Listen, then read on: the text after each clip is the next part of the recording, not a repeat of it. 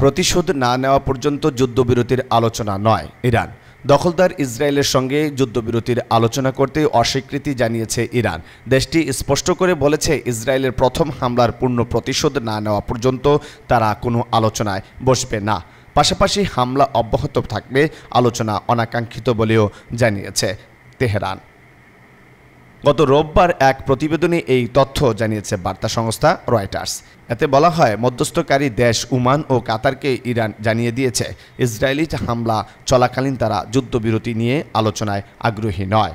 রয়টার্সকে নাম প্রকাশ না করার শর্তে এক কর্মকর্তা বলেন, ইরান কাতার ও ওমানকে পরিষ্কারভাবে জানিয়েছে তারা তখনই যুদ্ধবিরতির বিষয়ে আলোচনা করবে যখন ইসরায়েলের প্রথম হামলার পূর্ণ প্রতিশোধ নেওয়া সম্পূর্ণ হবে। এর আগে ইসরায়েলি বিভিন্ন সংবাদ মাধ্যমে দাবি করা হয়েছিল, ইরান যুদ্ধবিরতির লক্ষ্যে কাতার ও ওমানের সঙ্গে যোগাযোগ করেছে।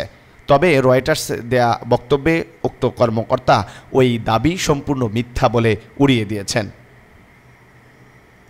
এদিকে ইসরায়েলকে উদ্দেশ্য করে ইরানের সশস্ত্র বাহিনীর মুখপাত্র কর্নেল রেজা সাইদ বলছে, আগামী দিনগুলোতে তোমাদের জন্য সতর্কীকরণ, অধিকৃত অঞ্চলগুলো ছেড়ে দাও, কারণ ভবিষ্যতে অবশ্যই এগুলো বসবাসের যোগ্য থাকবে না।